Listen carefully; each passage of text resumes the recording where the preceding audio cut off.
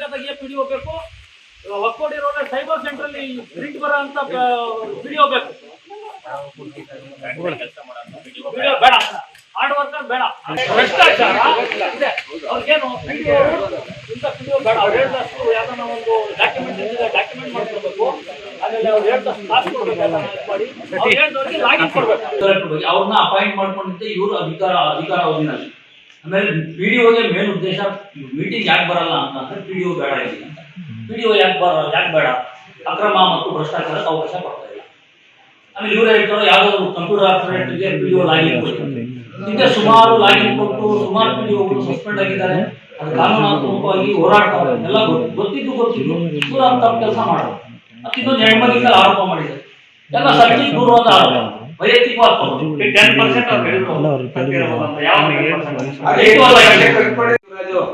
ಶಿವರಾಜು ಮಾನ ನಷ್ಟ ಮತ್ತೊಮ್ಮೆ ಹಾಕ್ತೀನಿ, ಅವ್ರಿಗೆ ಸುಮ್ಮನೆ ಬಿಡಲ್ಲ ನಾನು. ಶಿವರಾಜ್ ಏನ್ರಿ ಇಲ್ಲಿ ಏನಾರ ಬಂದಿದೀವಿ ಅಂದ್ರೆ ನಾವು ಯಾವತ್ತನ ದೇವಸ್ಥಾನಕ್ಕೆ ಬಂದಂಗಿದೆ ಎಲ್ಲ ಇಲ್ಲಿಗೆ ಬಂದ್ರೆ, ಅಲ್ಲಿ ಪಕ್ಕದಲ್ಲೂ ದೇವಸ್ಥಾನ ಇರ್ತಾರೆ, ನಾವು ಇಲ್ಲಿಗೆ ಬಂದ್ರೆ ದೇವಸ್ಥಾನಕ್ಕೆ ಹೋದಂಗೆ ನಾವು. ಈ ತರ ಅವ್ರಿಗೆ ಏನು ಇಲ್ವಲ್ಲ, ನಾವ್ಗೆ ಕಾರಣ ಏನಿಲ್ಲ, ರೀಸನ್ ಏನಿಲ್ಲ, ಇದೊಂದು ಎತ್ಕೊಳ್ಳೋದು. ಹೌದು ಏನ್ ಇಲ್ಲ ಅಂತಲ್ಲ, ನಾವು ಬೇರೆ ಊರಿಂದ ಆಚೆ ಹೋದಾಗ ಏನಾದ್ರು ನಮ್ಮ ಸ್ನೇಹಿತರ ಜೊತೆ ಹೋದಾಗ ಮಾಡಿರೋದನ್ನೇ ಅವರು ಬಿಂಬಿಸಿ ಇರ್ಬೋದು. ಅವಧಿಯಲ್ಲಿ ಬೋನ್ಸ್ ಆಗಿದೆ.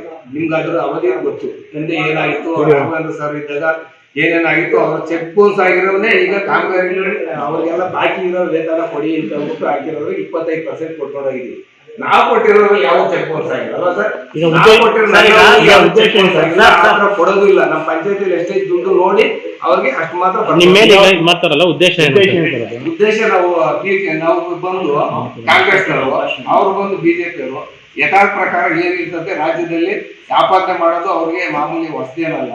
ಹಂಗಾಗಿ ಈ ಅಕ್ರಮಗಳನ್ನೆಲ್ಲ ನಾವ್ ಯಾವತ್ತೂ ತಡೆ ಹಿಡ್ದು, ಇವ್ರದೊಂದು ಅಕ್ರಮ ಇದೆ ಸರ್. ಇವ್ರದೊಂದು ಇಲ್ಲೇ ಬಸ್ ಸ್ಟ್ಯಾಂಡ್ ನೀರಿನ ಟ್ಯಾಂಕ್ ಇದೆಯಲ್ಲ ಅಲ್ಲೇ ಇದೆ. ಇವ್ರ ಫಾದರ್ ಬಂದು 45-50 ಸೈಟು ಇವ್ರ ತಂದೆ ಇವ್ರ ತಾತರ ಹೆಸರಾಗಿತ್ತು, ಇವ್ರ ತಂದೆ ಹೆಸರು ಬಂದೈತೆ. ಅದನ್ನ ಯಾರಿಗೂ ಗೊತ್ತಿಲ್ಲದ ಅಕ್ರಮವಾಗಿ ಬೇರೆ ಖಾತೆ ಮಾಡ್ಕೊಟ್ಟಾರೆ. ಹಿಂದೆ ಇದ್ದಂತಹ ನಿಮ್ಮ ಮಾಧ್ಯಮ ಮುಖಾಂತರ ಏನ್ ಹೇಳಿದ್ರು ಮಹಾನುಭಾವರು ಅವರೇ ಕೊಟ್ಟಿದ್ದಾರೆ. ಕೊಟ್ಟು ಇವ್ರು ಕೇಸ್ ಹಾಕೊಂಡ್ಯಾರ, ಅದು ಇಲ್ಲಿಗಲ್ ಅಂತ ಹೇಳಿ. ಇವ್ರು ಜಮೀನು ಹುಡುಕೊಂಡಾಗ ಯಾರೋ ಬಿಲ್ಡಿಂಗ್ ಕಟ್ಕೊಂಡಿದ್ರು. ಅವ್ರ ಪಾಪ ಅಮಾಯಕರು ಗೊತ್ತಿಲ್ಲ, ಖಾತೆ ಮಾಡ್ಕೊಟ್ಟು ಅದೇನ್ ಇಸ್ಕೊಂಡವ್ರ ನಮಗೂ ಗೊತ್ತಿಲ್ಲ. ಇಲ್ಲಿ ಇಲ್ಲಿಗಲ್ ಆಗಿ ಅವರು ಏನೇ ದಾಖಲೆ ಇದ್ದಲೇ ಇದ್ರು ಸಹ ದಾಖಲೆಗಳಿಗೆ ಅವ್ರಿಗೆ ಮಾಡಿಕೊಟ್ರೆ ಪಂಚಾಯತಿ ಸರಿ.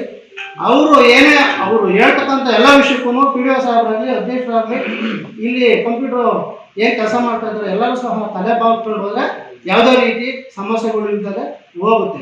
ಇಲ್ಲಿ ಏನಾಗಿದೆ, ಸಾರ್ವಜನಿಕವಾಗಿ ಹಿಂದೆ ಆದಂಥ ತಪ್ಪು ಆಗಬಾರ್ದು ಅಂತ ಹೇಳಿ PDO ಸಾಹೇಬರಾಗಿರ್ಬೋದು, ಸೆಕ್ರೆಟರಿ ಸಾಹೇಬರಾಗಿರ್ಬೋದು, ಅಧ್ಯಕ್ಷರಾಗಿರ್ಬೋದು, ಉಪಾಧ್ಯಕ್ಷರಾಗಿರ್ಬೋದು, ನಮ್ಮ ಎಲ್ಲ ಗ್ರಾಮ ಪಂಚಾಯತಿಯ 23 ಸದಸ್ಯರು ಸಹ ಸೇರಿ ಅಭಿವೃದ್ಧಿ ವಿಷಯದ ಬಗ್ಗೆ ಗಮನ ಕೊಡಬೇಕು ಹೊರತು ಇವರು 6 ತಿಂಗಳಿಂದ ಮೀಟಿಂಗ್ ಬಂದಿಲ್ಲ. ನಮ್ಮ ಮಾಧ್ಯಮ ಸ್ನೇಹಿತರು ಕೇಳಿದ್ರು ಅಭಿವೃದ್ಧಿ ಹೆಂಗಾಗುತ್ತೆ ಅಂತ. 23 ಜನ ಸದಸ್ಯರು ಎಷ್ಟು ಜನ ಮೀಟಿಂಗ್ ಬರ್ತಾವ್ರೆ ಸರ್? 9 ಜನ 10 ಜನ ಬರ್ತೀವಿ.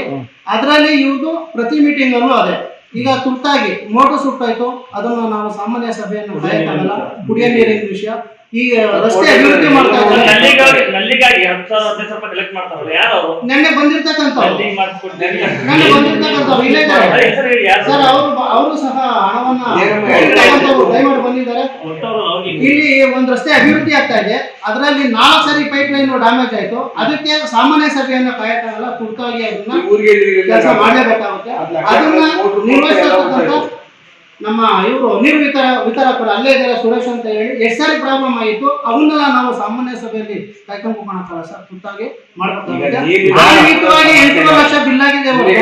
ಇಲ್ಲಿ ಯಾರು ಅನಧಿಕೃತವಾಗಿ ಹೊಡ್ಕೊಂಡು ತಿಂದು ಬಿಲ್ ಮಾಡ್ತಕ್ಕಂಥ ಮೆಂಬರ್ಗಳು ಏನು ಆಲಿ ಈಗ ಬರ್ತಾ ಇದ್ವಿ ಮೀಟಿಂಗಿಗೆ. ಲೇಔಟ್ಗಳನ್ನ ಹೊರತುಪಡಿಸಿ ಹಳೇದು ಏನ್ ಬರ್ತಾರೆ ಅವನ್ನೆಲ್ಲ ಖಾತೆ ಕಂದಾಯ ಈಸೊತ್ತು ಅದನ್ನೆಲ್ಲ ಮಾಡಿ ಕಳಿಸಿ ಅಂತ ಅಂದ್ಬಿಟ್ಟು ನಾವು ರೆಗ್ಯುಲೇಷನ್ ಅಲ್ಲಿ ಬರ್ದು ಕಳ್ಸಿದ್ವಿ. ಲೇಔಟ್ ನೋಡಿ ಬರ್ತೀವಿ, ಅದ್ರದ್ದು ಮಾಡಿದೀವಿ ಸರ್. ಆಮೇಲೆ ಬಾಕಿ ಇರೋ ವೇತನದ್ದು ಪಾವತಿ ಮಾಡಿ ಎಷ್ಟೆಷ್ಟು ಒಬ್ಬೊಬ್ಬರಿಗೆ 6 ಲಕ್ಷ, 3 ಲಕ್ಷ, 5 ಲಕ್ಷ ಹಿಂಗೆ ಕೊಡ್ಬೇಕಿತ್ತು. 7 ಲಕ್ಷ 25% ಆಗಿ ಒಂದು ತಿಂಗಳ 25% ಆಗಿ ಅವರಿಗೆ ತೀರಿಸ್ಬಿಡಿ ಅಂತ ಅಂದ್ಬಿಟ್ಟು ಮೀಟಿಂಗಲ್ಲಿ ರೆಗ್ಯುಲೇಷನ್ ಆಗಿದೆ, ಎಲ್ಲ ಪ್ರತಿಯೊಂದು ಆಗಿದೆ. ಈ ಥರ ಇರಬೇಕಾದ್ರೆ ಅವರು ಏನು ಆಪಾದನೆ ಮಾಡ್ತಾವ್ರೆ ಅಂತ ನನಗೆ ಗೊತ್ತಿಲ್ಲ. ಸುಮ್ಮನೆ ಇಲ್ಲಿ ಆಪಾದನೆ ಮಾಡಿದ್ರೆ ಆಮೇಲೆ ಅದರದಲ್ಲೇ ಹಿಂದೆ ಈಗ ಏನು ಆಪಾದನೆ ಮಾಡಿ ನಿಮ್ಮ ಮಾಧ್ಯಮ ಮುಖ್ಯನ ಬಂದು ನಿಂತಿದ್ರು ಆ ವ್ಯಕ್ತಿಗಳು ಯಂಜರಪ್ಪ ಲೇಔಟ್ ಅಂತ ಬರುತ್ತೆ, ಸರ್ವೆ ನಂಬರ್ 66, 65, 67. ಈ ಸೈಟ್ಗಳು ಅತಿ ಮುಖ್ಯವಾಗಿ ಯಾರೋ ಇಲ್ಲೊಬ್ರು ಬಂದಿದ್ರು, ಓಡಾಡಲೇಬೇಕು, ಅವ್ರಿಗೆ ರಸ್ತೆನೇ ಇಲ್ಲ. ಇವನ್ನ ಖಾತೆಗಳು ಮಾಡಿಬಿಟ್ಟು ಸುಮಾರು ಒಂದು 20 ಲಕ್ಷ ರೂಪಾಯಿ ಒಂದು ಸೈಟು, 6 ಸೈಟು 12 1,20,00,000 ರೂಪಾಯಿ ಇದನ್ನ ನುಂಗಾಕಿರೋದಕ್ಕೂ ನಾನು ತಾಲೂಕ್ ಪಂಚಾಯತಿಯಲ್ಲಿ ಅವಾಗ ರಿಜಿಸ್ಟ್ರೇಷನ್ ಕೊಟ್ಟು, ಇದು ಸಾರ್ವಜನಿಕರಿಗೆ ಮುಖ್ಯವಾದಂಥ ರಸ್ತೆ, ಇದನ್ನ ಯಾವುದೇ ಕಾರಣಕ್ಕೂ ಬೇರೆಯವರಿಗೆ ವಿನಿಯೋಗ ಮಾಡಬೇಡಿ ಅಂತ ಹೇಳಿ ಇದನ್ನ ವಾಪಸ್ ಬರ್ಸಿಸ್ಕೊಂಡಿದ್ದು ಇದೊಂದು ದುರುದ್ದೇಶ. ಆಮೇಲೆ ಅವರು ಏನ್ ಮಾಡ್ತಾರೆ, ಈಗ ಇಲ್ಲಿ ಹಿಂದೆಗಡೆ ಕುಂತಿದ್ದಾರೆ, ಅವ್ರಿಗೆ ನೀವು ಇದು ನಿಮ್ಗೆ ನೀರು ಕೊಡ್ತೀನಿ, ನೀರಿನ ವ್ಯವಸ್ಥೆ ಮಾಡ್ಕೊಡ್ತೀನಿ ಅಂತ ಹೇಳಿ ಇವ್ರ ಮನೆಗಳ್ತಾವ, ಇವ್ರೊಬ್ಬರ್ತವಲ್ಲೇ ಅಲ್ಲ, ಒಂದು 10-15 ಮನೆಗಳು ಈ ತರ ನಮ್ಮ ಸದಸ್ಯರುಗಳು ಕೆಲವರು ಈ ತರ ಮಾಡ್ಕೊಂಡು ಅವ್ರದ್ದು 10,000 15,000 20,000 ಹಿಂಗೆ ಇಸ್ಕೊಳ್ಳೋದು. ನಿಮ್ ಕಡೆಗೆ ಚರಂಡಿ ಬರುತ್ತೆ, ರೋಡ್ ಮಾಡ್ತೀವಿ ಅಂತ ಹೇಳಿ ಇಸ್ಕೊಳ್ಳೋದು.